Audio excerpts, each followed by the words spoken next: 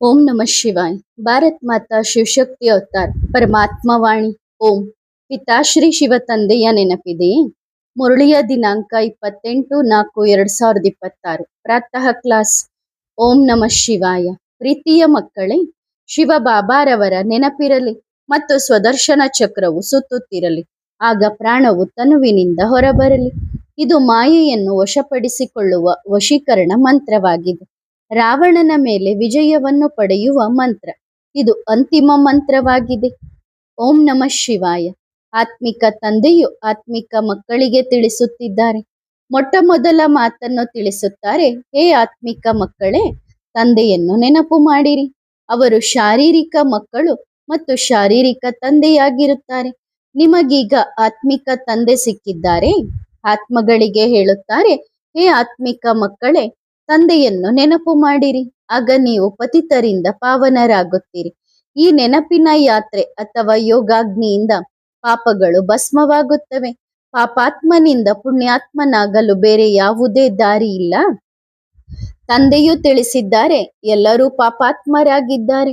ಸಾಧು ಸಂತ ಮಹಾತ್ಮರು ಈ ಸೃಷ್ಟಿಯ ಮೇಲೆ ಯಾರಿದ್ದಾರೋ ಅವರೆಲ್ಲರೂ ಪತಿತರಾಗಿದ್ದಾರೆ. ಇದು ಪತಿತ ಸೃಷ್ಟಿಯೇ ಆಗಿದೆ. ಪಾವನ ಸೃಷ್ಟಿಯಲ್ಲಿ ದೇವಿ ದೇವತೆಗಳು ವಾಸಿಸುತ್ತಾರೆ. ಪತಿತ ಸೃಷ್ಟಿಯಲ್ಲಿ ಪತಿತ ಮನುಷ್ಯರು ವಾಸಿಸುತ್ತಾರೆ. ಹಳೆಯ ಸೃಷ್ಟಿಯನ್ನು ಪತಿತ ಪ್ರಪಂಚ ಕಲಿಯುಗ ಎಂದು ಕರೆಯಲಾಗುತ್ತದೆ. ಹೊಸ ಸೃಷ್ಟಿಯನ್ನು ಪಾವನ ಪ್ರಪಂಚ ಸತ್ಯಯುಗ ಎಂದು ಕರೆಯಲಾಗುತ್ತದೆ.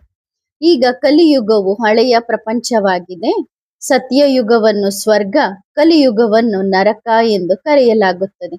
ಈ ಸಮಯದಲ್ಲಿ ಇಡೀ ಪ್ರಪಂಚವು ರೌರವ ನರಕವಾಸಿಯಾಗಿದೆ. ವೈಶಾಲಯದಲ್ಲಿ ವಾಸಿಸುತ್ತಿದ್ದಾರೆ.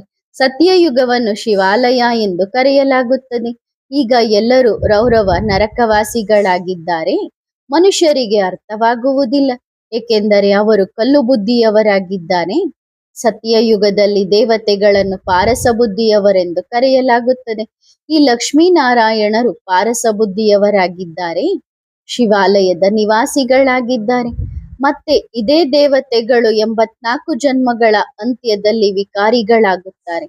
ಈಗ ಎಲ್ಲರೂ ವೈಶಾಲಯದ ನಿವಾಸಿಗಳಾಗಿದ್ದಾರೆ.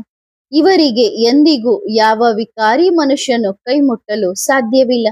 ವಿಕಾರಿ ಮನುಷ್ಯನನ್ನು ಅಸ್ಪೃಶ್ಯ, ಕೊಳಕು ಎಂದು ಕರೆಯಲಾಗುತ್ತದೆ. ಈ ಸಮಯದಲ್ಲಿ ಇಡೀ ಪ್ರಪಂಚವು ಅಸ್ಪೃಶ್ಯ ಆಗಿದೆ. ಏಕೆಂದರೆ ವಿಷವನ್ನು ಕುಡಿಯುತ್ತಾರೆ, ಅಂದರೆ ವಿಕಾರವನ್ನು ಕುಡಿಯುತ್ತಾರೆ ಮತ್ತು ಕುಡಿಸುತ್ತಾರೆ. ಈ ದೇವತೆಗಳಂತೂ ಸಂಪೂರ್ಣ ನಿರ್ವಿಕಾರಿಗಳಾಗಿದ್ದಾರೆ ಅಲ್ಲವೇ? ಆದರೆ ಕಲ್ಲು ಬುದ್ಧಿಯವರಾಗಿರುವ ಕಾರಣ ಇದನ್ನು ಯಾರೂ ಅರ್ಥ ಮಾಡಿಕೊಳ್ಳುವುದಿಲ್ಲ. ಭಾರತವು ತಿಳುವಳಿಕೆ ಇಲ್ಲದ ಪತಿತವಾಗಿದೆ. ಈ ಲಕ್ಷ್ಮೀನಾರಾಯಣರು ತಿಳುವಳಿಕೆಯುಳ್ಳ ಪಾವನರಾಗಿದ್ದಾರೆ. ಎಷ್ಟು ವ್ಯತ್ಯಾಸವಿದೆ! ಪತಿತರು ರಾತ್ರಿಯಲ್ಲಿ ಇರುತ್ತಾರೆ, ಪಾವನರು ಹಗಲಿನಲ್ಲಿ ಇರುತ್ತಾರೆ. ರಾತ್ರಿಯು ಭಕ್ತಿ ಮಾರ್ಗಕ್ಕೆ ಹೇಳಲಾಗುತ್ತದೆ.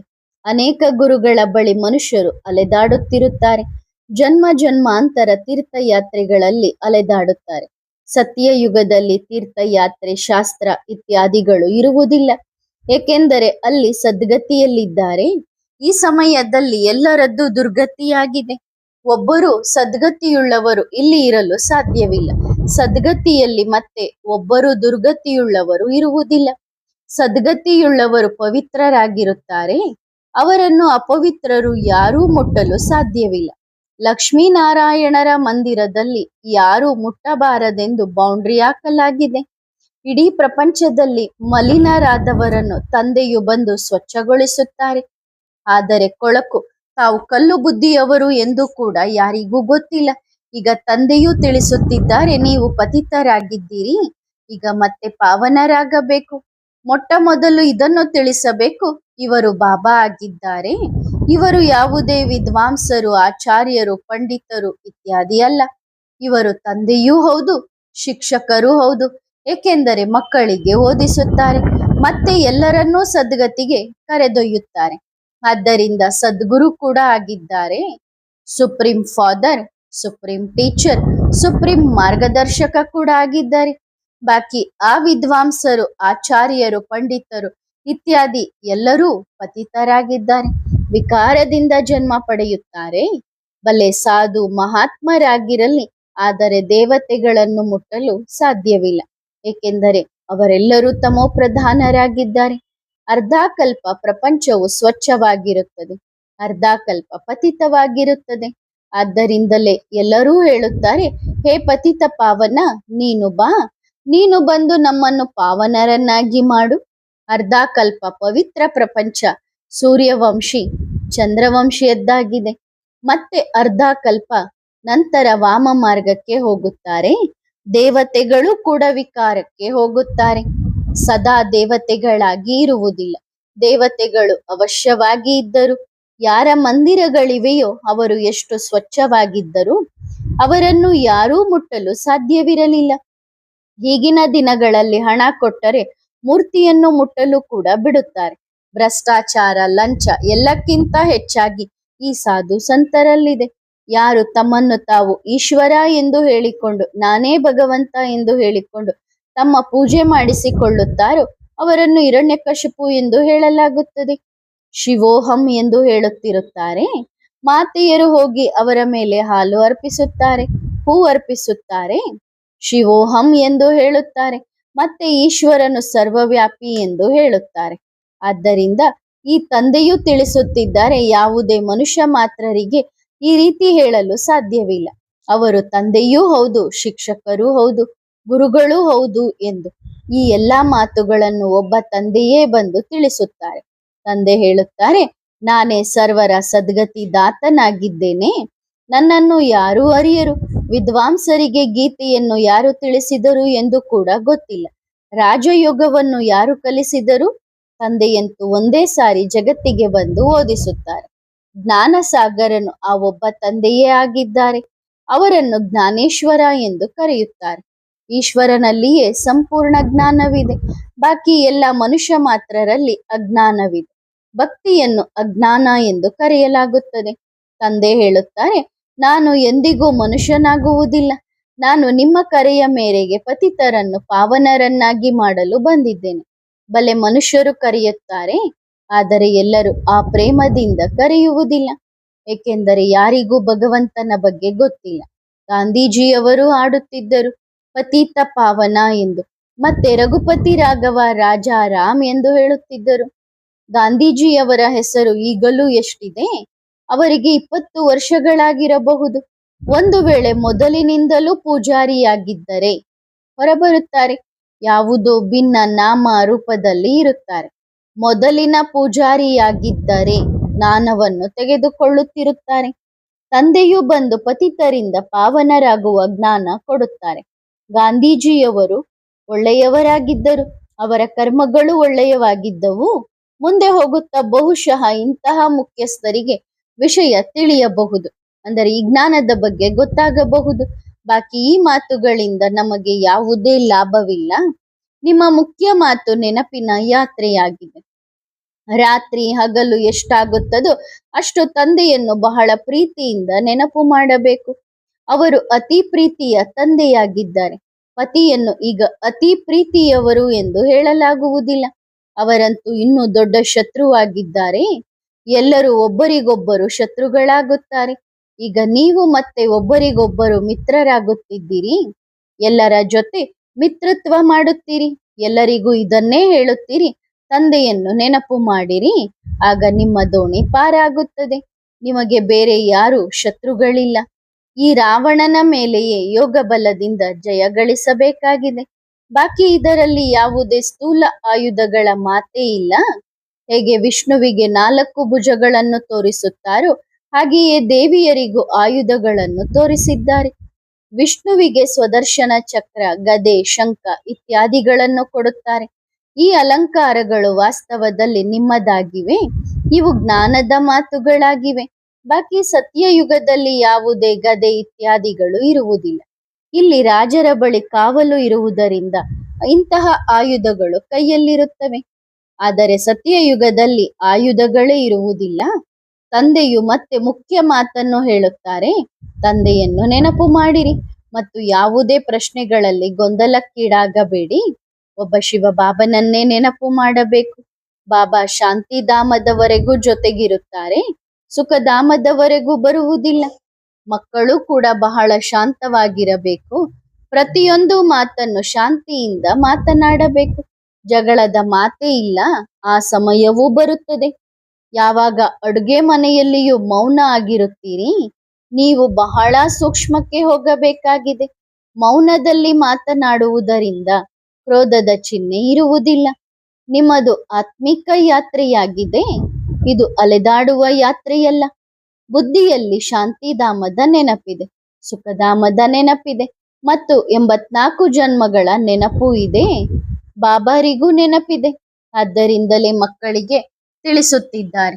ಕೇಳುತ್ತಾ ಕುಳಿತುಕೊಳ್ಳುತ್ತಾ ಬುದ್ಧಿಯಲ್ಲಿ ಈ ನೆನಪಿರಲಿ, ನಾವು ಹೇಗೆ 84 ಜನ್ಮಗಳ ಚಕ್ರವನ್ನು ಸುತ್ತುತ್ತೇವೆ ಎಂದು. ಅದರಲ್ಲಿ ಎಲ್ಲವೂ ಬರುತ್ತದೆ. ಹೆಜ್ಜೆ ಹೆಜ್ಜೆಗೂ ಸೆಕೆಂಡಿಗೂ ಡ್ರಾಮಾ ಪಕ್ಕಾ ನೆನಪಿರಬೇಕು. ಪುರುಷಾರ್ಥವನ್ನು ಮಾಡುತ್ತಿರಬೇಕು ಮತ್ತು ಈ ಡ್ರಾಮಾವನ್ನು ಪಕ್ಕಾ ನೆನಪಿಟ್ಟುಕೊಳ್ಳಬೇಕು. ಆಗ ಚಿಂತೆ ಇರುವುದಿಲ್ಲ. ಈ ರೀತಿ ತಿಳಿದುಕೊಳ್ಳಿರಿ.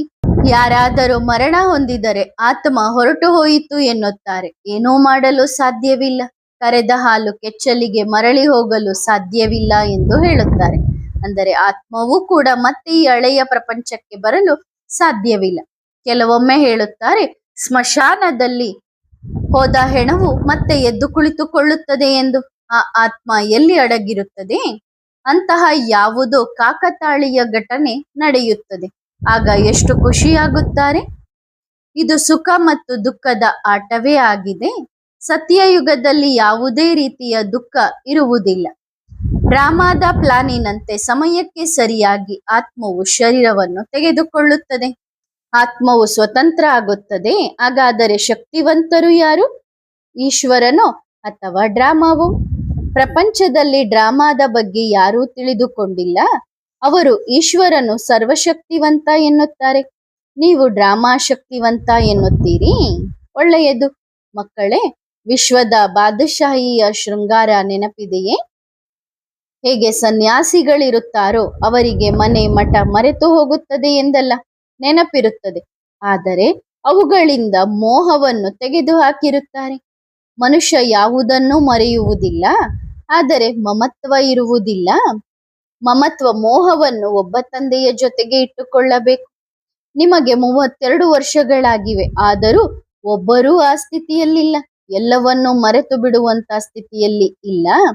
ಏನಾದರೊಂದು ನೆನಪಿಗೆ ಬರುತ್ತದೆ. ದೇಹವನ್ನು ಮರೆಯಬೇಕು. ತಮ್ಮನ್ನು ಆತ್ಮ ಎಂದು ತಿಳಿದು ತಂದೆಯನ್ನು ನೆನಪು ಮಾಡಬೇಕು. ಅದಕ್ಕೆ ಸಮಯ ಹಿಡಿಯುತ್ತದೆ. ಆ ಸಮಯ ಬಂದಾಗ ಕರ್ಮಾತೀತ ಸ್ಥಿತಿಯನ್ನು ಪಡೆಯುತ್ತೀರಿ. ಈಗ ಯಾರೂ ಪಡೆದಿಲ್ಲ. ಆ ಸ್ಥಿತಿ ಬಂದರೆ ಮತ್ತೆ ವಿನಾಶವೂ ಆರಂಭವಾಗುತ್ತದೆ. ಸನ್ಯಾಸಿಗಳು ಕೂಡ ಪುರುಷಾರ್ಥ ಮಾಡುತ್ತಿರುತ್ತಾರೆ. ಅವರು ಮತ್ತೆ ಈ ಹಳೆಯ ಪ್ರಪಂಚಕ್ಕೆ ಬರಬೇಕಿದೆ.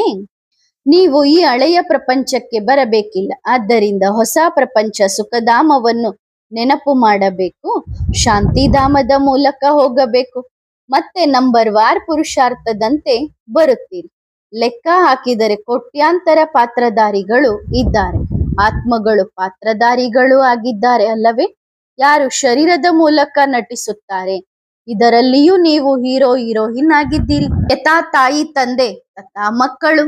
ನೀವು ಬೇಹದ್ದಿನ ರಾಜ್ಯವನ್ನು ಪಡೆಯುತ್ತೀರಿ. ವಜ್ರದಂತಹ ಜನ್ಮ ಇದಾಗಿದೆ, ಲಕ್ಷ್ಮೀನಾರಾಯಣರದ್ದಲ್ಲ. ಇದು ನಿಮ್ಮ ಜನ್ಮ. ಸಂಗಮಯುಗದ ಜನ್ಮ ವಜ್ರದಂತಹ ಜನ್ಮವಾಗಿದೆ. ಏಕೆಂದರೆ ನೀವು ಈಶ್ವರೀಯ ಸಂತಾನರಾಗಿದ್ದೀರಿ, ಮತ್ತೆ ದೈವಿ ಸಂತಾನವಾಗುತ್ತೀರಿ. ಈ ಸಮಯದಲ್ಲಿ ಜಯ ಗಳಿಸಲು ನೀವು ಮಕ್ಕಳ ಯುದ್ಧ ನಡೆಯುತ್ತಿದೆ. ಈ ಜ್ಞಾನವು ಪ್ರತಿಯೊಬ್ಬರ ಬುದ್ಧಿಯಲ್ಲಿರಬೇಕು. ಈಗ ನಾವು ಹೋಗಬೇಕು. ಕಲಿಯುಗದ ಸಂಬಂಧಗಳೆಲ್ಲವೂ ಅಳಿಸಿ ಹೋಗಬೇಕು. ಈಗ ಪುರುಷೋತ್ತಮ ಸಂಗಮ ಯುಗವಾಗಿದೆ.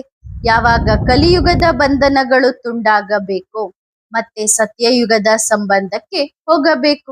ಆಗ ತಂದೆ, ಮನೆ ಮತ್ತು ಸುಖಧಾಮ ನೆನಪಿಗೆ ಬರುತ್ತವೆ. ಬುದ್ಧಿಯಲ್ಲಿ ಜ್ಞಾನವಿದೆ. ಸನ್ಯಾಸಿಗಳು ಮುಕ್ತಿಗಾಗಿ ಎಷ್ಟು ಅಲೆದಾಡುತ್ತಾರೆ. ಯಾರೂ ಹೋಗುವುದಿಲ್ಲ. ಹೋಗುವ ಸಮಯ ಈಗ ಎಲ್ಲರದ್ದೂ ಆಗಿದೆ. ಸನ್ಯಾಸಿಗಳು ಇತ್ಯಾದಿ ಕೂಡ ನಿಮ್ಮಿಂದ ಜ್ಞಾನ ತೆಗೆದುಕೊಳ್ಳುತ್ತಾರೆ. ಅವರಿಗೂ ಗೊತ್ತಿದೆ ಜ್ಞಾನ ಸಾಗರ ತಂದೆ ಒಬ್ಬರೇ ಎಂದು. ಅವರಿಂದಲೇ ನೀವು ಜ್ಞಾನ ಪಡೆದಿದ್ದೀರಿ ಎಂದು. ಈಗಿನ ದಿನಗಳಲ್ಲಿ ಚಿಕ್ಕಂದಿನಿಂದಲೇ ಗುರುಗಳನ್ನು ಮಾಡಿಕೊಳ್ಳುತ್ತಾರೆ. ಏಕೆಂದರೆ ಈ ಸಮಯದಲ್ಲಿ ಎಲ್ಲರೂ ವಾನಪ್ರಸ್ಥಿಗಳಾಗಿದ್ದಾರೆ. ಆದ್ದರಿಂದ ಚಿಕ್ಕ ಮಕ್ಕಳಿಗೂ ಹೇಳಲಾಗುತ್ತದೆ, ಶಿವ ಬಾಬಾರವರನ್ನು ನೆನಪು ಮಾಡಿರಿ ಎಂದು. ಹೊಸ ಪ್ರಪಂಚಕ್ಕೆ ಹೋಗಬೇಕು. ಈ ಸಮಯದಲ್ಲಿ ಎಲ್ಲರದ್ದು ವಾನಪ್ರಸ್ಥ ಸ್ಥಿತಿಯಾಗಿದೆ. ಎಷ್ಟಾಗುತ್ತದೋ ಅಷ್ಟು ಈ ಶಿಕ್ಷಣವನ್ನು ಓದಬೇಕು. ಆದರೆ ಶರೀರ ನಿರ್ವಹಣೆಗಾಗಿ ಆ ಲೌಕಿಕ ಶಿಕ್ಷಣವನ್ನು ಓದಬೇಕು. ಎಲ್ಲರಿಗೂ ಇಲ್ಲಿ ಉಳಿಯಲು ಸ್ವತಂತ್ರ ಕೊಡಲು ಸಾಧ್ಯವಿಲ್ಲ. ಮನೆ ಕಟ್ಟಲಾಗುತ್ತದೆ, ಬಹಳಷ್ಟು ಜನರು ಬರುತ್ತಲೇ ಇರುತ್ತಾರೆ ಎಂದು ತಿಳಿಯಲಾಗುತ್ತದೆ. ತಂದೆಯ ಮಕ್ಕಳು ವೃದ್ಧಿಯಾಗುತ್ತಿದ್ದಾರೆ. ಸೊಸೆ ಬಂದರೆ ಮತ್ತೆ ಮನೆ ಬೇರೆ ಮಾಡಬೇಕಾಗುತ್ತದೆ, ಒಟ್ಟಿಗೆ ಇರಲು ಸಾಧ್ಯವಿಲ್ಲ ಎನ್ನುತ್ತಾರೆ. ಸತ್ಯಯುಗದಲ್ಲಂತೂ ಎಲ್ಲಾ ವಸ್ತುಗಳು ಹೊಸದಾಗಿ ಸತೋಪ್ರಧಾನವಾಗಿರುತ್ತವೆ. ಮಕ್ಕಳು ಶುಭಿ ರಸವನ್ನು ಕುಡಿಯಲು ಹೋಗುತ್ತಿದ್ದರು. ಇವೆಲ್ಲವೂ ಸಾಕ್ಷಾತ್ಕಾರಗಳಾಗಿವೆ. ಕುಡಿದಂತೆಯೇ ಅನುಭವವಾಗುತ್ತದೆ, ಅಂತಹ ರುಚಿ ಬರುತ್ತದೆ. ಹಾಗಾದರೆ ಅದು ಸನ್ಯಾಸ, ಇದು ಸನ್ಯಾಸವಾಗಿದೆ. ಸನ್ಯಾಸ ಅಥವಾ ತ್ಯಾಗ ಎರಡೂ ಒಂದೇ. ಡ್ರಾಮಾದಂತೆ ಅವರದ್ದು ಹದ್ದಿನ ಸನ್ಯಾಸವಾಗಿದೆ. ಹಳೆಯ ಪ್ರಪಂಚದಲ್ಲಿಯೇ ಇರುತ್ತಾರೆ. ನೀವೀಗ ಸಂಗಮ ಯುಗದಲ್ಲಿದ್ದೀರಿ. ನಿಮ್ಮನ್ನು ಕಲಿಯುಗದವರು ಎಂದು ಹೇಳಲಾಗುವುದಿಲ್ಲ. ಸಂಗಮ ಯುಗವು ಬ್ರಾಹ್ಮಣರದೇ ಆಗಿದೆ. ಈ ಬ್ರಾಹ್ಮಣರ ಯುಗವು ಬಹಳ ಕಡಿಮೆ ಸಮಯದ್ದಾಗಿರುತ್ತದೆ. 50 ವರ್ಷ ಎನ್ನೋಣವೇ. 50 ವರ್ಷ ಕಳೆಯಲು ತಡವಾಗುವುದಿಲ್ಲ. ಮತ್ತು ಇದು ಒಂದು ಜನ್ಮದ ಯುಗವಾಗಿದೆ. ಇದು ಬಹಳ ಖುಷಿಯ ಯುಗವಾಗಿದೆ. ಖುಷಿ ಯಾವುದರಲ್ಲಿದೆ? ಭಗವಂತ ತಂದೆಯು ನಮಗೆ ಓದಿಸುತ್ತಿದ್ದಾರೆ. ವಿದ್ಯಾರ್ಥಿಗಳಿಗೆ ಎಷ್ಟು ಖುಷಿ ಇರಬೇಕು. ಆದರೆ ಮಾಯೆಯು ಬಿರುಗಾಳಿಗಳನ್ನು ತಂದು ಹಾಕುತ್ತದೆ. ಆದ್ದರಿಂದ ಅಷ್ಟು ಖುಷಿ ಇರುವುದಿಲ್ಲ. ಭಗವಂತನಂತೂ ಒಬ್ಬರೇ ನಿರಾಕಾರನಾಗಿದ್ದಾರೆ. ಅವರು ಜನನ ಮರಣ ಚಕ್ರದಲ್ಲಿ ಬರುವುದಿಲ್ಲ. ನಿಮಗೆ ಹೇಳುತ್ತಾ ಕುಳಿತುಕೊಳ್ಳುತ್ತಾ ನಡೆಯುತ್ತಾ ನಶೆ ಇರಬೇಕು. ಎಲ್ಲಿಯವರೆಗೆ ಸ್ಥಾಪನೆಯಾಗುತ್ತದೋ ನಂತರವೂ ನೆನಪಿರುತ್ತದೆ. ಇದೆಲ್ಲರೂ ನಿಮ್ಮೆಲ್ಲರ ಅಂತಿಮ ಜನ್ಮವಾಗಿದೆ. ಎಲ್ಲರದ್ದೂ ವಾನಪ್ರಸ್ಥ ಸ್ಥಿತಿಯಾಗಿದೆ. ಚಿಕ್ಕ ಮಕ್ಕಳಿಗೂ ಈ ಶಿಕ್ಷಣ ಕೊಡಬೇಕು. ಒಂದು ದಿನ ಬರುತ್ತದೆ ಯಾವಾಗ ಶಿಕ್ಷಕರಿಗೆ ಡೈರೆಕ್ಷನ್ ಸಿಗುತ್ತದೆ. ಎಲ್ಲರಿಗೂ ಹೇಳಲಾಗುತ್ತದೆ, ಈ ಜ್ಞಾನದಿಂದ ನಿಮ್ಮ ನಡತೆಯನ್ನು ಸುಧಾರಿಸಿಕೊಳ್ಳಿ ಎಂದು. ಜೀವನವನ್ನು ವಜ್ರದಂತೆ ಮಾಡಿಕೊಳ್ಳಿ. ಮಕ್ಕಳು ಚಿತ್ರ ಪ್ರದರ್ಶನ ಇತ್ಯಾದಿಗಳಲ್ಲಿ ಸಹಯೋಗ ಕೊಡುತ್ತಾರೆ. ಯಾರ ಭಾಗ್ಯದಲ್ಲಿ ಇಲ್ಲವೋ ಅವರಿಂದ ಏನೂ ಸೇವೆ ತಲುಪುವುದಿಲ್ಲ. ಮತ್ತು ಮಕ್ಕಳು ಪ್ರಾಕ್ಟೀಸ್ ಕೂಡ ಮಾಡಬೇಕು. ತಂದೆಯ ನೆನಪಿನಲ್ಲಿ ಭೋಜನ ತಯಾರಿಸಬೇಕು. ಹೇಗೆ ಕೃಷ್ಣನನ್ನು ಬಹಳ ಪ್ರೀತಿಯಿಂದ ನೆನಪು ಮಾಡುತ್ತಾರೆ. ಅದು ಅಚಲವಾದ ನವದಾ ಭಕ್ತಿಯಾಗಿದೆ. ಜ್ಞಾನದಿಂದ ಸದ್ಗತಿಯಾಗುತ್ತದೆ. ಅವರು ಎದುರಿಗೆ ಕೃಷ್ಣನನ್ನೇ ನೋಡುತ್ತಿರುತ್ತಾರೆ. ಅವರಿಂದ ಪರಿಶ್ರಮವಾಗುವುದಿಲ್ಲ, ಕೇವಲ ಖುಷಿಯಾಗಿರುತ್ತಾರೆ. ಇದು ನಿರಂತರ ನೆನಪು ಮಾಡುವ ಜ್ಞಾನವಾಗಿದೆ. ಪತಿತರಿಂದ ಪಾವನರನ್ನಾಗಿ ಮಾಡುವವರು ಯಾರೂ ಇಲ್ಲ. ತಂದೆಯೂ ತಿಳಿಸಿದ್ದಾರೆ, ರಚಯಿತ ಒಬ್ಬರೇ ಇದ್ದಾರೆ. ಒಬ್ಬರು ಲೌಕಿಕ ತಂದೆ, ಇನ್ನೊಬ್ಬರು ಪಾರಲೌಕಿಕ ತಂದೆ. ಇವರಿಗೆ ಕ್ರಿಯೇಟರ್ ಎಂದು ಹೇಳಲಾಗುವುದಿಲ್ಲ. ನೀವು ಶಿವಬಾಬಾರವರ ಮಕ್ಕಳಾಗಿದ್ದೀರಿ.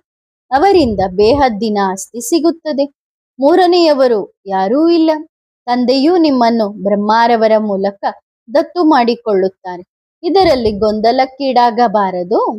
ಅಪ್ರಾಪ್ತ ಮಕ್ಕಳನ್ನು ಸರ್ಕಾರವು ಅನುಮತಿಸುವುದಿಲ್ಲ. ಬಾಕಿ ಇದರಲ್ಲಿ ಸರ್ಕಾರವು ಹಸ್ತಕ್ಷೇಪ ಮಾಡುವ ಅಗತ್ಯವಿಲ್ಲ. ತಂದೆಯನ್ನು ಬಹಳ ಪ್ರೀತಿಯಿಂದ ನೆನಪು ಮಾಡಬೇಕು. ಪ್ರೀತಿಯಲ್ಲಿ ಕಣ್ಣೀರು ಕೂಡ ಬರುತ್ತದೆ. ಅಂತಹ ಬಾಬಾರ ಅಂತಹ ಪ್ರೀತಿ ಬೇರೆ ಯಾರ ನೆನಪು ಬರಬಾರದು. ಅಂತಹ ಪುರುಷಾರ್ಥ ಮಾಡಬೇಕು. ಶಿವ ಬಾಬಾರವರ ನೆನಪಿರಲಿ ಮತ್ತು ಸ್ವದರ್ಶನ ಚಕ್ರವು ಸುತ್ತುತ್ತಿರಲಿ. ಆಗ ಪ್ರಾಣ ಪಕ್ಷಿ ತನುವಿನಿಂದ ಹೊರಬರಲಿ. ಇದು ಅಂತಿಮ ಮಂತ್ರವಾಗಿದೆ, ವಶೀಕರಣ ಮಂತ್ರ. ರಾವಣನ ಮೇಲೆ ವಿಜಯ ಪಡೆಯುವ ಮಂತ್ರ. ಬಹಳಷ್ಟು ಮಂದಿ ಮತಭೇದಕ್ಕೆ ಒಳಗಾಗಿ ಶಿಕ್ಷಣವನ್ನು ಓದುವುದನ್ನೇ ಬಿಟ್ಟು ಬಿಡುತ್ತಾರೆ. ಆಗ ತಮ್ಮದೇ ನಷ್ಟ ಮಾಡಿಕೊಳ್ಳುತ್ತಾರೆ. ತಮ್ಮ ಅದೃಷ್ಟಕ್ಕೆ ಅಡ್ಡಗೆರೆ ಎಳೆದುಕೊಳ್ಳುತ್ತಾರೆ. ಕಲ್ಪಕಲ್ಪವೂ ಹೀಗೆಯೇ ಅದೃಷ್ಟವನ್ನು ಹಾಳು ಮಾಡಿಕೊಂಡು ಫೇಲ್ ಆಗುತ್ತಾರೆ ಎಂದು ತಿಳಿದುಕೊಳ್ಳಲಾಗುತ್ತದೆ. ಇದು ಚೀಚಿ ಪ್ರಪಂಚವಾಗಿದೆ. ಇದರಲ್ಲಿ ಇರಲು ಮನಸ್ಸಾಗುವುದಿಲ್ಲ. ದಿನೇ ದಿನೇ ವೈಶಾಲಯದ ಪದ್ಧತಿ ಹೆಚ್ಚಾಗುತ್ತಿದೆ. ಶ್ರೀಮಂತರು 2 ಪತ್ನಿಯರನ್ನು ಇಟ್ಟುಕೊಳ್ಳುತ್ತಾರೆ. ಎಷ್ಟು ಗಲೀಜಿದೆ, ಆ ಮಾತನ್ನೇ ಕೇಳಬೇಡಿ. ಒಳ್ಳೆಯದು. ಆತ್ಮಿಕ ಮಕ್ಕಳಿಗೆ ಬಾಪ್ ತಾದಾರವರ ನೆನಪು, ಪ್ರೀತಿ, ಗುಡ್ ಮಾರ್ನಿಂಗ್ ಮತ್ತು ನಮಸ್ತೆ. ಆತ್ಮಿಕ ಮಕ್ಕಳು ಆತ್ಮಿಕ ತಂದೆಗೆ ಮಾಡುವ ನೆನಪು, ಪ್ರೀತಿ ಮತ್ತು ನಮಸ್ತೆ ನಮಸ್ತೆ ನಮಸ್ತೆ. ಧನ್ಯವಾದ ಬಾಬಾ, ಶುಕ್ರಿಯಾ. ವರದಾನ: ಪವಿತ್ರ ಭವ. ಇಂದು ಬಾಪ್ತಾದ ಪವಿತ್ರತೆಯ ವಿಷಯದಲ್ಲಿ ಮಾರ್ಕ್ಸ್ ಕೊಡುತ್ತಿದ್ದರು. ಅಂಕ ಕೊಡುವಲ್ಲಿ ಯಾವ ವಿಶೇಷತೆಯನ್ನು ಕಂಡರು? ಮೊದಲ ವಿಶೇಷತೆ ಮನಸ್ಸಿನ ಪವಿತ್ರತೆ. ಸಂಕಲ್ಪದಲ್ಲಿಯೂ ಅಪವಿತ್ರತೆಯ ಸಂಸ್ಕಾರಗಳು ಇಮರ್ಜಾಗಬಾರದು.